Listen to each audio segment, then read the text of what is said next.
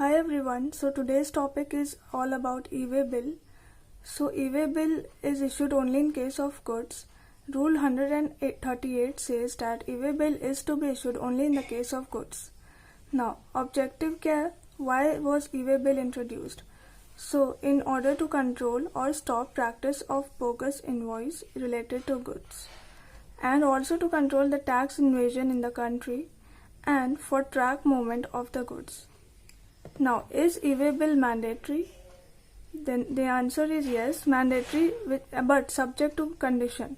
So, what are the conditions that lays the e-way bill to be mandatory are: if the value of consignment exceeds rupees 50,000, that means for less than this amount, the issue of e-way bill is optional. Okay, but if the amount exceeds rupees 50,000, the e-way bill is mandatory to issue. Now, exceptions. In the following cases, the issue of e-way bill will be mandatory irrespective of the value of consignment.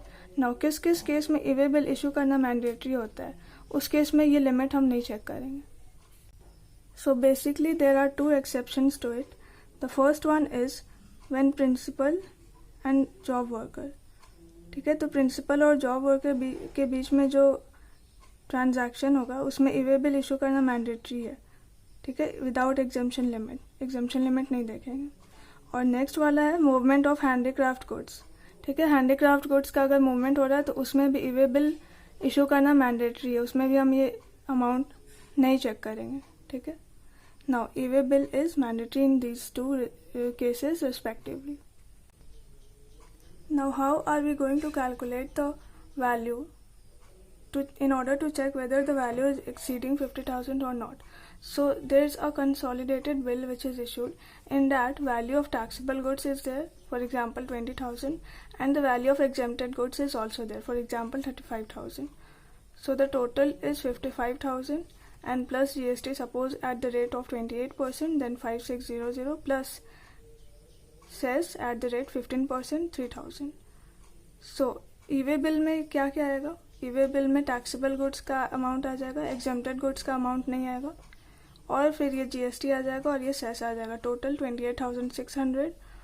So 28,600 does not exceeding rupees 50,000. So no e-way bill is required to issue in this particular case. Okay, so for example, a truck contains 3 consignment which is based on 3 invoices. Invoice 1 is for rupees 65,000. Invoice 2 is for rupees 45,000 and invoice 3 is for rupees 1 lakh.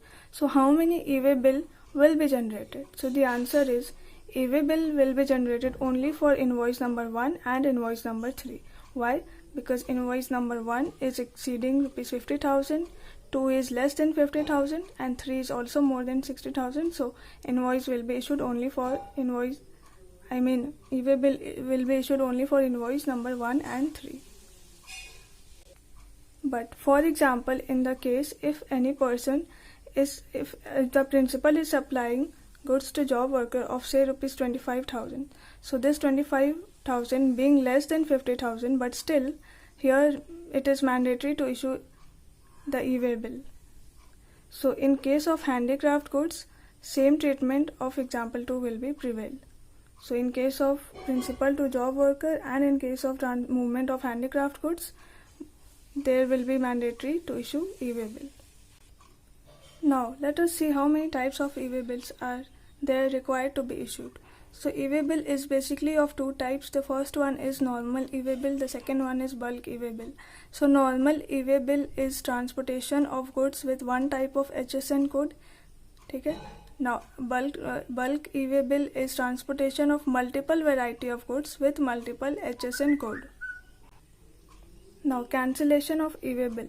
So e-way bill if once generated can be cancelled. Now reason may be prescribed in the GST portal for cancellation within 24 hours after verification, but if after verification there is no chance to cancel. So within 24 hours before verification, e-way bill can be cancelled. Now this is very important. When e-way bill is not required. So e-way bill is not required in the case of non-motorized vehicle, for example hand rickshaw, and exempted goods supply, and in non-taxable goods for example alcoholic liquor and 5 petroleum products. And then in jewelry and gems, coral, etc., LPG gas, kerosene oil, post parcel mail, etc., currency which is not covered in goods, custom control goods, that is port to warehouse, and movement of supply, that is in the definition of supply, which is schedule 3, except in the case of job worker. Now in government specified area and then in government department goods, for example defense goods, empty container transportation and goods transportation up to dharm kata. I don't know what it actually means. So anyway, these are the things where e-way bill is not really required. Now there are 3 types of cargo: normal cargo, overloaded cargo, and over-dimensional cargo. So let us understand what's the meaning of these 3. So normal cargo, in which every 100 kilometer, for every 100 kilometer one e-way bill is issued for 1 day.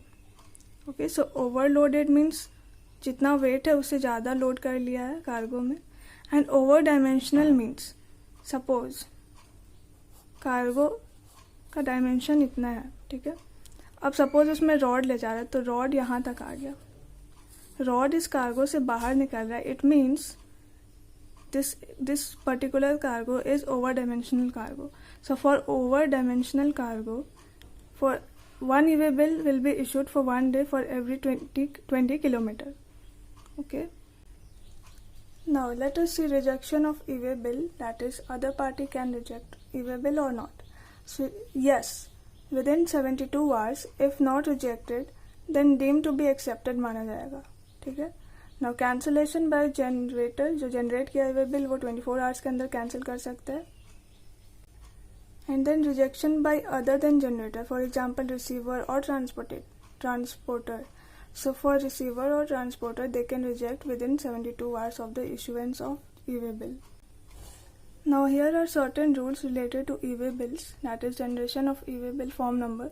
So rule 138 says that information to be furnished prior to the commencement of movement of goods will be in GST EWB 01. And rule 138 capital A says that documents to be carried by a person in charge of conveyance will issue GST INV 1. And then rule 138C says that inspection and verification of goods is to be there in GST EWB 03.